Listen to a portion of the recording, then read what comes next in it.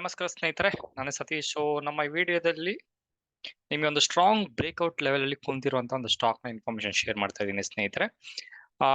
ಇದು ಒಂದು ಏರಿಸ್ ಆಗ್ರೋ ಅನ್ನೋ ಒಂದು ಕಂಪನಿ.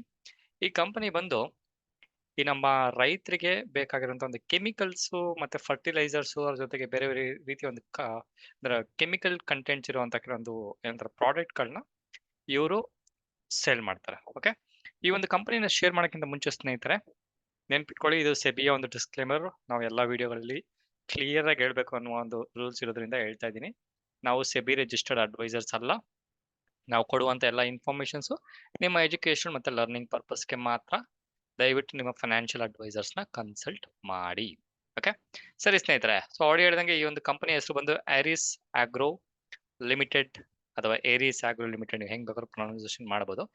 ಈ ಒಂದು ಕಂಪನಿ ಶೇರ್ ಮಾಡ್ತಾ ಇದ್ದೀನಿ ಈ ಅನಾಲಿಸಿಸ್ ನ.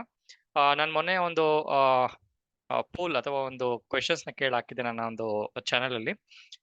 ವೀಕ್ಲಿ 2-3 ಸ್ಟಾಕ್ ಗಳ ಒಂದು ಅನಾಲಿಸಿಸ್ ಮಾಡಿದ್ರೆ ನಿಮ್ಗೆ ಬೇಕಾಗುತ್ತಾ, ಇಷ್ಟ ಆಗುತ್ತಾ, ಇಷ್ಟ ಆಗಲ್ಲ ಅಂತ ಕೇಳಿದೆ. ಸೊ ಆಲ್ಮೋಸ್ಟ್ ಎಲ್ಲ ಪಾಸಿಟಿವ್ ಬಂತು ಅಂತ ಹೇಳ್ಬೋದು. ಸೊ ಅದಕ್ಕೋಸ್ಕರ ಆದಷ್ಟು ನಾನು ಯಾವ್ದಾದ್ರು ಸ್ಟಾಕ್ ಗಳು ಸಿಗಾಕೊಂತ ನನ್ನ ಕಣ್ಣಿಗೆ ಬಿತ್ತು ಅಂದ್ರೆ ಸುಮಾರು ಒಂದು ಅನಾಲಿಸಿಸ್ ನ ಮಾಡ್ಕೊಂಡು ಒಂದು very very basic level informations share ಮಾಡ್ತಿದ್ದೀನಿ ಎಲ್ಲ ವಿಡಿಯೋದ ಮುಖಾಂತರ. ನೀವು ಜಸ್ಟ್ ನಿಮ್ಮ ಒಂದು ಹೆಚ್ಚಿನ ಅನಾಲಿಸಿಸ್ ಮಾಡ್ಕೊಂಡು ಸಹ ದಯವಿಟ್ಟು ಡಿಸಿಷನ್ ನ ತಗೊಳ್ಳಿ. ಓಕೆ, ಯಾಕಂದ್ರೆ ನಮ್ಮ ಒಂದು ಅಡ್ವಾನ್ಸ್ ಟೆಕ್ನಿಕಲ್ ಅನಾಲಿಸಿಸ್ ಬಂತು ಅಂದ್ರೆ ಇನ್ ಡೆಪ್ತ್ ಅನಾಲಿಸಿಸ್ ನಿಮಗೆ ನಾಲೆಜ್ ಬರುತ್ತೆ ಅನಾಲಿಸಿಸ್ ಮಾಡಿದ್ಮೇಲೆ. ಬಟ್ ಈ ವಿಡಿಯೋದ ಮುಖಾಂತರ ಒಂದು ಬೇಸಿಕ್ ಅನಾಲಿಸಿಸ್ ತಿಳಿಸ್ತೀನಿ.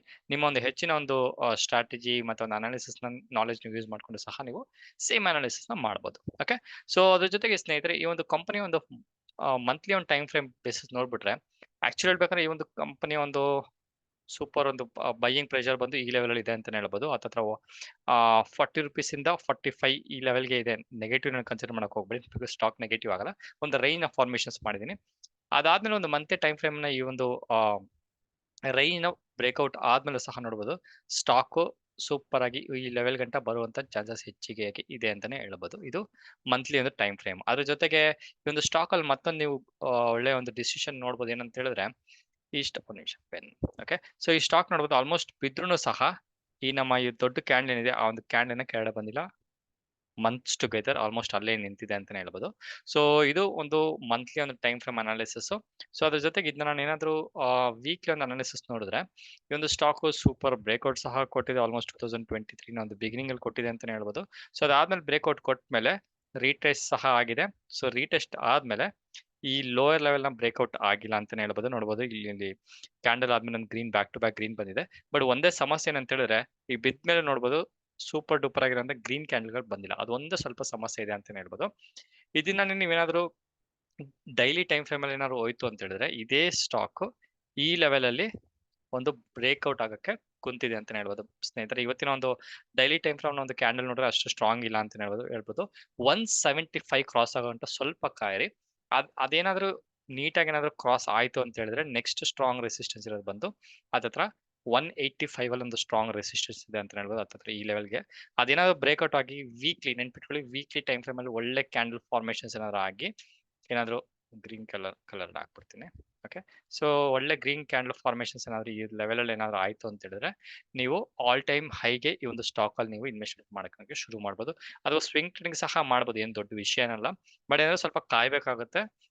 ಯಾಕಂದ್ರೆ ಇದಾದ್ರು ಸ್ವಲ್ಪ ಒಂದು mid cap small cap stocks ಇರೋದ್ರಿಂದ ಕೆಲವೊಂದು ಟೈಮು ವಾಲಟಿಲಿಟಿ ಜಾಸ್ತಿ ಇರುತ್ತೆ. ಕೆಲವೊಂದು ಟೈಮ್ ಬಿದ್ರೆ ಫಾಸ್ಟ್ ಆಗಿ ಬೀಳುತ್ತೆ, ಎದ್ರೆ ಫಾಸ್ಟ್ ಆಗಿ ಹೇಳುತ್ತೆ.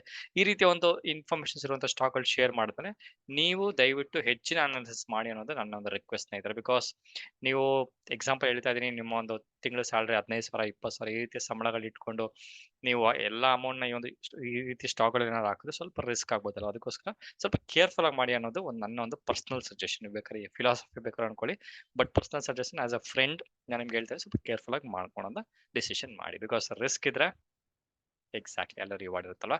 ಸರಿ ಸ್ನೇಹಿತರೆ, ಇದು ಇವತ್ತಿನ ವಿಡಿಯೋ ಇಷ್ಟ ಆಗಿದೆ ಅಂತ ಅನ್ಕೊಂಡ್ರೆ ನಿಮ್ಗೆ ಏನ್ ಅನ್ಸುತ್ತೆ, ಈ ಒಂದು ಸ್ಟಾಕ್ ಹೆಂಗ್ ಅಪ್ ಹೋಗುತ್ತಾ ಡೌನ್ ಹೋಗುತ್ತಾ ಅಂತ ಸ್ವಲ್ಪ ಕಮೆಂಟ್ ಮಾಡಿ. ಅದ್ರ ಜೊತೆಗೆ ಈ ಒಂದು ಸ್ಟಾಕ್ ಅಲ್ಲಿ ಸಹ ನಂದು ಫೈನಾನ್ಷಿಯಲ್ ಸ್ವಲ್ಪ ಅನಾಲಿಸಿಸ್ ಮಾಡ್ತಿದೆ. So share holder pattern almost ಒಂದು ಮೋರ್ ದೆನ್ 50-52% ಪ್ರಮೋಟರ್ಸ್ ಅಲ್ಲಿ ಇದೆ. So 1.17 something like that FII ಜೊತೆ ಇದೆ. ಸೊ ಅದು ಬಿಟ್ಟು ಮಿಕ್ಕಿದ್ದೊಂದು 40-45 46% ಪಬ್ಲಿಕ್ ಮೇಲೆ ಇದೆ ಅಂತಾನೆ ಹೇಳ್ಬೋದು. ಸೊ ಫೈನಾನ್ಷಿಯಲ್ಸ್ ಅಷ್ಟು ಸ್ಟ್ರಾಂಗ್ ಏನಿಲ್ಲ, ಹೇಳ್ಕೊಳೋ ಹತ್ರ ಏನಿಲ್ಲ. ಬಟ್ ಅಗ್ರಿಕಲ್ಚರ್ ಇರೋದ್ರಿಂದ ಪ್ರಾಬಬ್ಲಿ ವೆರಿ ಲಾಂಗ್ ಟರ್ಮ್ಗೆ ಈ ಸ್ಟಾಕ್ ಸ್ವಲ್ಪ ಪರ್ಫಾರ್ಮೆನ್ಸ್ ಮಾಡ್ಬೋದು ಅಂತಾನೆ ನೋಡೋದು. ಬಿಕಾಸ್ ಇವರ ಒಂದು ರೆವಿನ್ಯೂ ಮೋರಲೆಸ್ ಒಂದು ಅದೇ ರೇಂಜ್ ಅಲ್ಲಿ ಇದೆ ಅಂತಾನೆ ಹೇಳ್ಬೋದು. ನೋಡೋಣ ಮುಂದಿನ ದಿವಸಗಳಲ್ಲಿ ಸ್ಟಾಕ್ ಹೆಂಗ್ ವರ್ಕ್ ಆಗುತ್ತೆ ನೋಡೋಣ. ಸೊ ಮುಂದಿನ ವಿಡಿಯೋದಲ್ಲಿ ಮೀಟ್ ಮಾಡ್ತೀನಿ ಸ್ನೇಹಿತರೆ, ಅಲ್ಲಿವರೆಗೂ ನಮಸ್ಕಾರ.